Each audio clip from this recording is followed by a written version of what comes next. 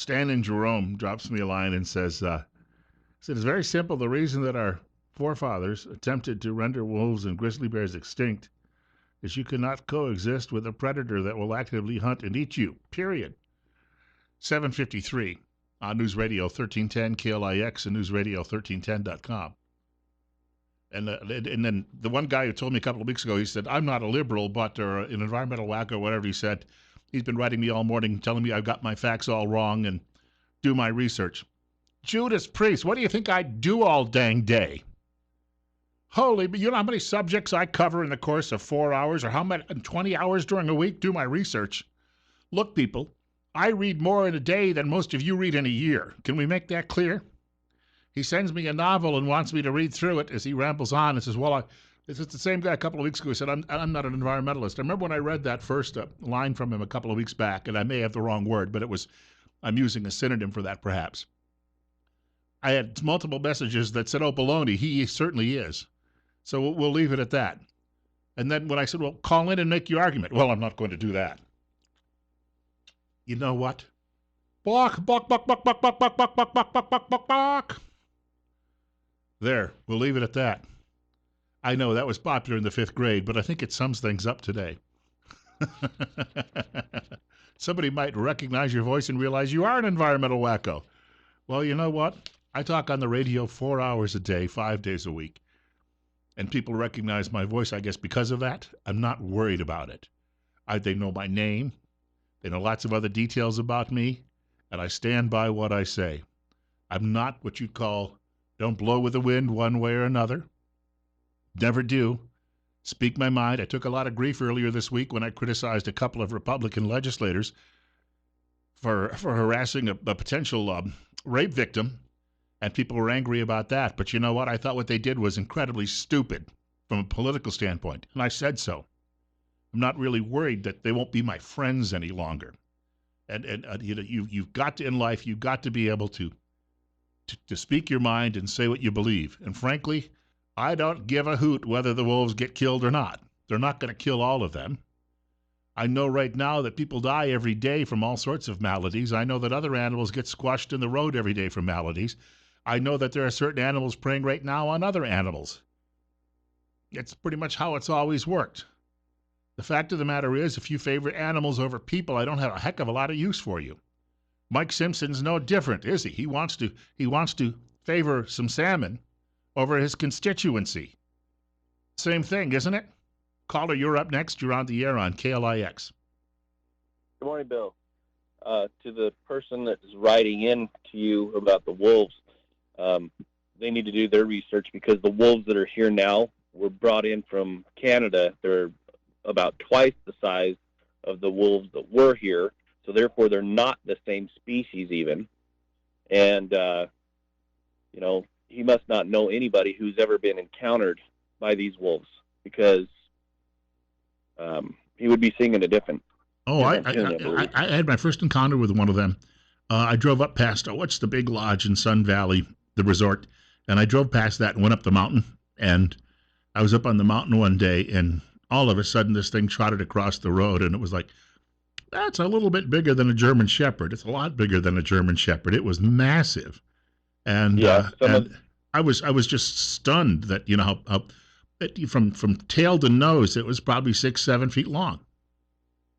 Yeah, some of them that have been actually taken out by hired bounty hunters on them that were harassing some of the livestock herds up in the mountains. Some of those were actually reported at 235 pounds.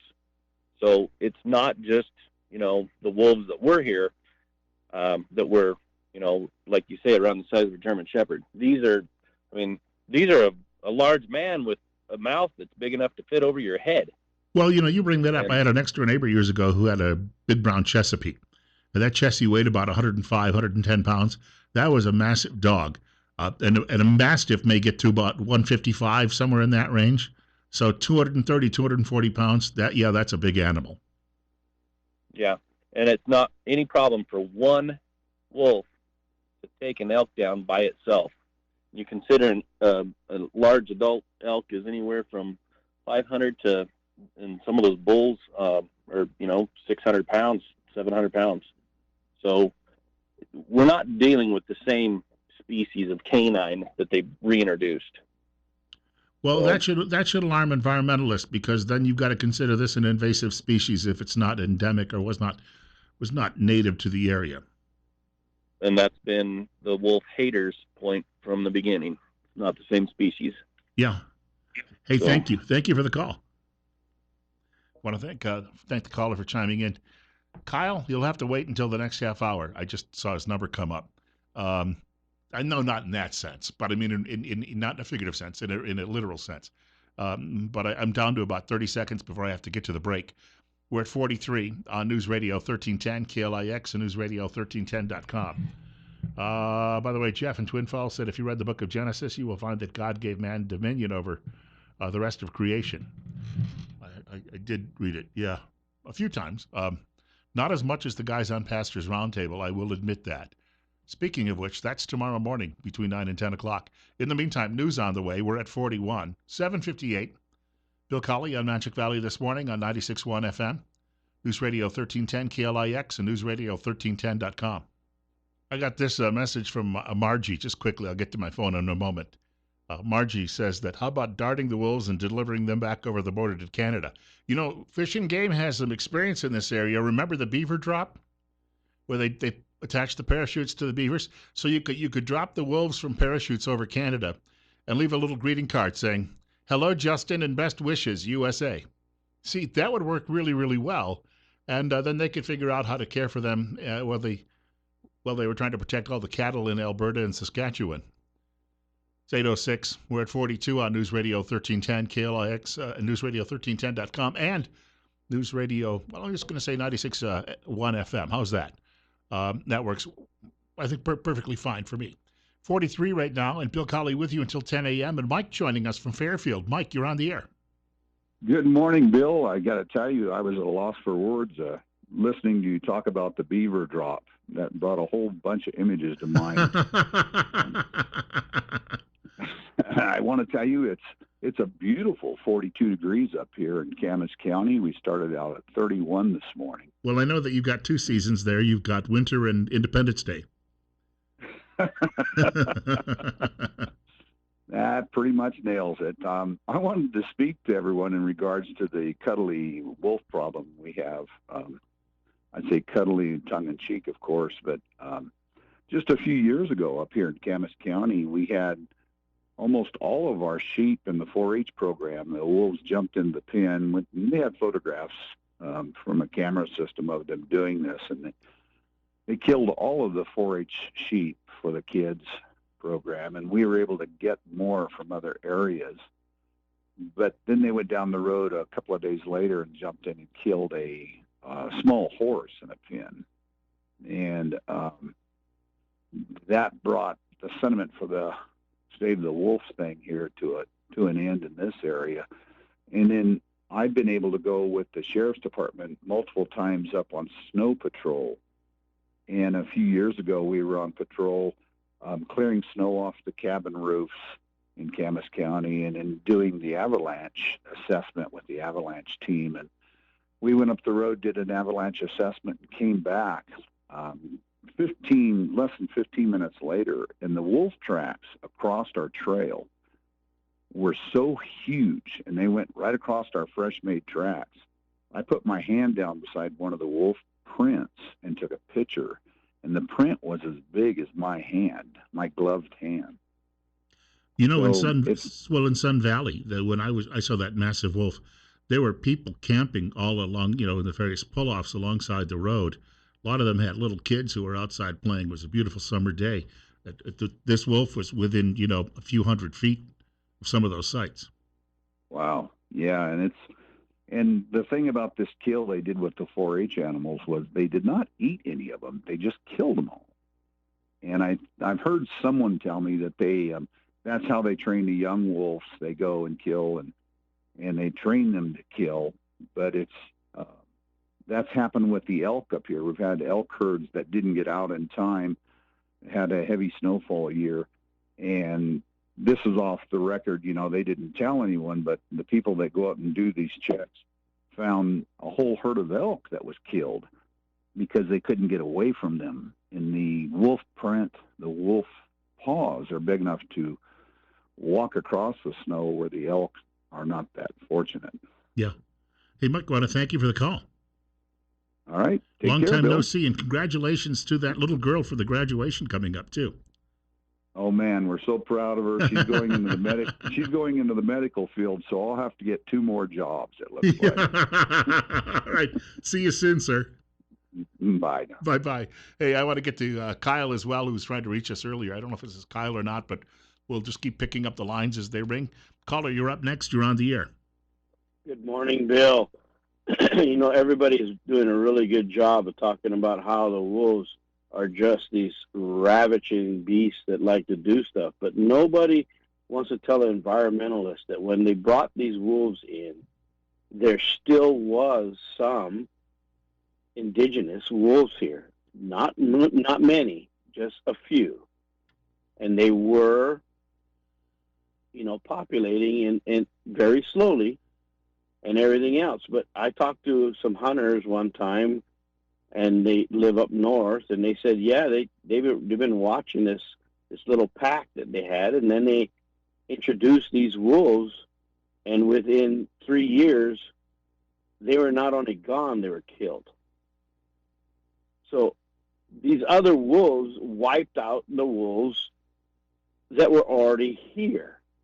So instead of trying to make things better, now we made things worse, because now we have wolves that like to round up animals for fun and just disembowel them and then leave them. I mean, they're worse than the white people that showed up just to shoot buffalo. I mean, just to shoot them. So they're doing the same thing, and it's crazy, but people keep backing them up, and they populated in a much greater rate than ever anticipated, and nobody could figure that out. Anybody that had dogs and breed dogs know that if there's nothing attacking them at anywhere from 10 to 15 pups at a crack, it's going to get ugly fast. Yeah, they're the alpha hunter out there, and there's nothing else really on that food chain to take them out. No, and at a full-grown wolf that hunts in packs of 5 or more, what is going to attack them? A bear? I don't think there's anything out there that's higher than them on the food chain, and at that rate, they're just going to populate. So, I guess it's one of those deals. I've told the Fish and Game guy straight out, if I'm out hunting and I see one, it's gone, and that's all there is to it. I'll suffer the consequences as they come. Self-defense. Hey, thank you for the call, sir. Take care now. You're up next. You're on the air on KLIX. Go ahead. Yes. For people to get a size reference, that they can identify with. A friend of mine in Alaska had a wolf pelt mounted and, rug on his wall, and it was the length of a 3-cushion couch. Yeah. When I first glanced at this, I thought it was a bear hide. And, without, he had bear stuff all over his house, but I just glanced up, a bear skin. I looked at it again, and it was a wolf. And now I live over by Eden. We have wolves have came through this area. East Hunt area, people will know where it's at if they're familiar around here. They have seen packs of wolves over there, when I say packs, 3 or 4. But they're here, they're, like you say, in this area, the ultimate predator. And, I live with coyotes. When I say that, I have them on my place. I've got cows. I've got newborn calves. I don't really worry about the coyotes. But I keep a firearm handy, and it'll be gone. The wolf will be gone if I see it. So, that's just... And I I say I am in some ways an environmentalist, but the environment has its place too. And when it starts stepping on my toes, I step back. Thank you. Hey, yeah, thank you for the call too. Hey, quickly, I got a note from Smitty, and he says he's from Jerome. He said he was listening on 96.1 FM, and he said he was going north on Highway 75 out to Magic Reservoir. He said it switches over to the Wolf 96.1 about halfway between, of all things, the Wolf 96.1. Switches over about halfway between the west and east Magic turnoffs. Have a great day. Caller, you're up next. You're on the air on KLIX. Good morning. Well, this whole wolf introduction deal is about Agenda 21. Drive the people off the land. These wolves, of course, are sport killers. I have a friend that had lost 91 sheep. I talked to a Forest Service guy that was in the process of putting in tank traps that Clinton's road initially brought, and he said they found 75 baby elk in that district up north that spring. And but it's all about the United Nations Agenda 21, drive people off the land. There's the Yellowstone, the Yukon corridor that they want, where they no people at all. They just want to drive people off the land, and these sport killers, and that's what they are. If I was the governor, I would put a bounty on every wolf, have everybody shoot them, kill them, get rid of them, and because, like I say, they're at the top of the food chain, and we got like 1,500 now, and I suppose that counts low. So everybody, if you see a wolf, take it out, because they're gonna. I'm just surprised somebody, one of our kids or whatever, waiting for a school bus in the morning, hasn't been attacked and killed. Well, I want to say people attacks have been rare, and I was just responding to a friend, a neighbor, in fact, online, all the way back into Europe when fear of wolves was at its height back in the Middle Ages. Attacks on human beings were relatively rare in that period. It is the depredation that people are mainly concerned about throughout places like Idaho. Caller, you're up next. You're on the air on Magic Valley this morning. Thank you, Bill. I grew up about 12 miles up Pine Creek, just outside of Cambridge. I'm old enough to remember that in the 70s, Cecil Andrus introduced a big game enhancement program where they brought bear into areas that hadn't had bear in anybody's remembrance. So I grew up on a ranch 12 miles from town, and we'd never seen a bear up in that area. After they introduced that, we had elk nonstop. We couldn't keep the elk from tearing our fences down, eating our orchard, and grazing on the hay that we put up for the winter. Now, you can't do anything about that. You can call Fish and Game, and they'll send a 25-year-old out that'll tell you why you can't harm these things as they're destroying your place. That's what the bear did. The bear pushed the game animals down, the game animals that are highly protected, which for us, we didn't have the means to put people. It was me and my folks. That was it. Yeah. I don't think that Cecil Andrus consulted with any of you before he decided to take Nobody that. asked anybody. Yeah. That's right. Yeah. I thank you for the call. It shows you that government oftentimes just simply by fiat says we're going to do this without any public input. And I'm a believer in many respects that, as I said earlier, I don't have an issue with wolves personally because I don't own a ranch or a farm, and I don't live in an area. Look, I live in Twin Falls on the north side. We don't really have a lot of issues over there. But I'm willing to listen to the people out there whose businesses are going to be impacted by this. And I don't believe they're all a bunch of dang liars. I got about a minute before the break. Caller, you're up next. You're on the air. Well, I've spent my life going to Ketchum, Sun Valley, skiing. I'm up there all the time. I managed companies up there. And this has been a few years ago. There was a wolf kill of elk in a very visible place, and in Ketchum and Sun Valley, and I don't know exactly where it was. It could have been just about anywhere out in there if you go up there. And all the environmentalists who live in Ketchum and Sun Valley are all for the wolves. But when they saw the wolves killing an elk, and then they were whether or not they were eating on it some or not, the whole incident was so distasteful that they couldn't stand the truth, and so they were having to try to get rid of these elk. And there may have been more than one elk killed, because there's a lot of wolves out there north of Ketchum. And so, but it was a very interesting incident because of the situation where these people were all for the wolves, and then it became a very embarrassing thing because none of the tourists wanted to see that. I'll hang up. Thanks. Hey, thank you. Yeah, I've got to get to a break. I'll pick this conversation up for a few more minutes after the break. I've got a guest coming up at 8:30 this morning. We're going to be talking some mental health issues.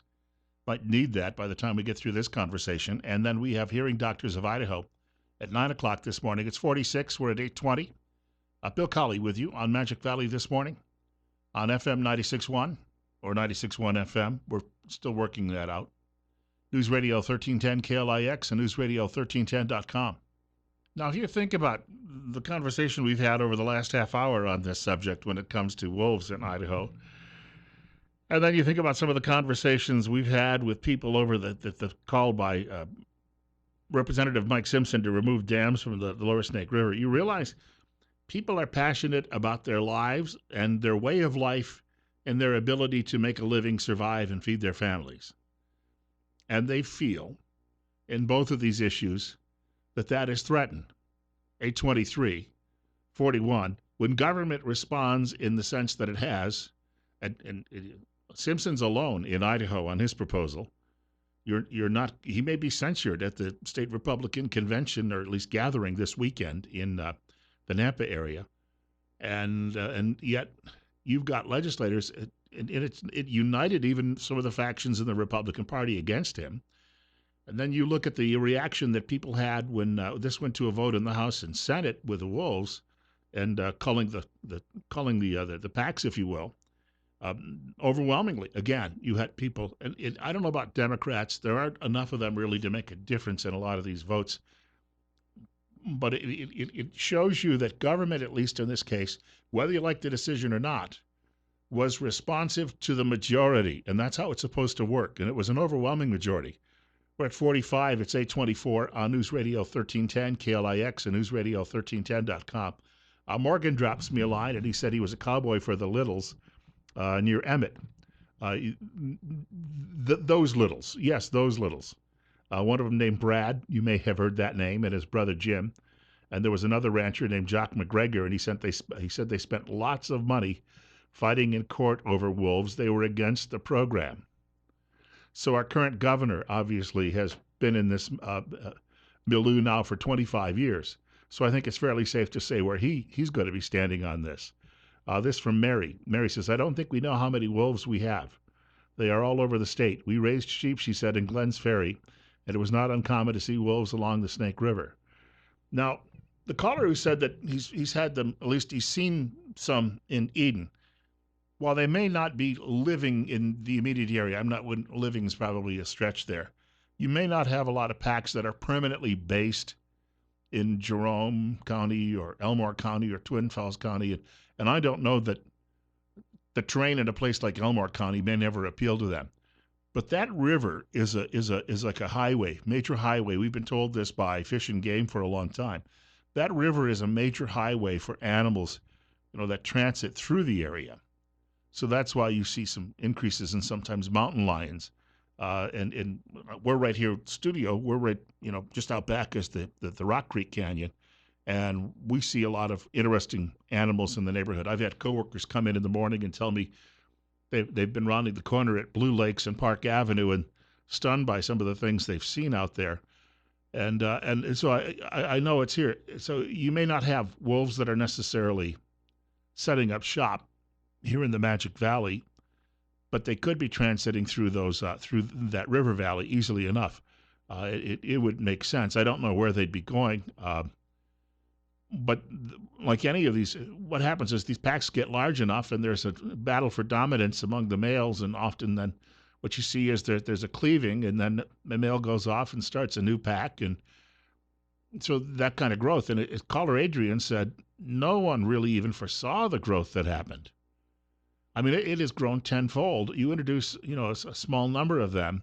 And I was thinking about Caller Kyle as well when he brought up the fact that you still had some of the indigenous wolves in the area who were wiped out by the newcomers. If you'd really wanted to restore wolf populations, wouldn't you have started by trying to figure out a way to improve the size of the packs that were already here? We say, well, they were all wiped out. Well, they certainly were wiped out in a lot of areas, but Idaho is have you ever seen that, there's a couple of different, I think there's version 1 and version 2, there's like 2 parts, called Aerial Idaho. Very good documentary. I bought some copies and sent them to some friends around the country for Christmas a few years ago. And one of the guys who's narrating and being interviewed in one of the documentaries says that there are places in Idaho, he says, where I believe it is true to say no human being has ever set foot. Now, human beings have been trudging around this area for what, 12, 14,000 years? When he says there are areas that no human being has ever set foot, that's impressive. So yes, if the original wolves were never completely wiped out, they would have been in those areas. So yes, they would have been around. And it would make sense that you could have tried some sort of a breeding program and increased their numbers. And that would have been, and that they were a smaller species would not have been anywhere near the threat that we're getting right now. People feel they're getting on their ranches and farms. And the argument can be made, well, this is not really happening. I've seen that made by the environmentalists. But caller Mike earlier, when he mentioned what happened in Camas County, he's not making it up. Horse killed, sheep killed. Again, over in East Idaho, sheep killed. People are coming along. After a while, it becomes more than just anecdotal evidence. It becomes what people are witnessing on a regular basis. Why can't you believe them? Why can't well, because the environmentalists don't want to believe them. To the environmentalists, these people, as Caller Adrian said, they're in the way. They want you off the land. They want you, again, they want to put everybody in a big high rise in Oakland or Las Vegas or, I guess, Salt Lake City, and then just leave this fallow and let it go. Well, I object to that myself, even though I don't use the land in any way to grow or raise animals. I object to that myself because I'm a product of the local economy, and that local economy survives on agriculture. Without that, there's really, if you ever sat down and listened to who advertises on this radio station, you get a pretty good idea, especially between 5:30 and 6 o'clock. People who sell pivots and people who sell feed, and these are the people that they buy the advertising here, and that keeps us going. So the whole local economy is threatened when, and I think that people haven't realized that. Just because you think that they're cute little animals, and as I said, I got nothing against them. They do what is natural for them. But I'm just telling you, you haven't put yourself in somebody else's shoes yet. We're going to talk a little mental health coming up in a few minutes. It's 42. Speaking of, I didn't plan this. First, the guy who listens to us tells me he ends up hearing the wolf on air, and then now this. Bill Colley with you until 10 a.m. on Magic Valley This Morning.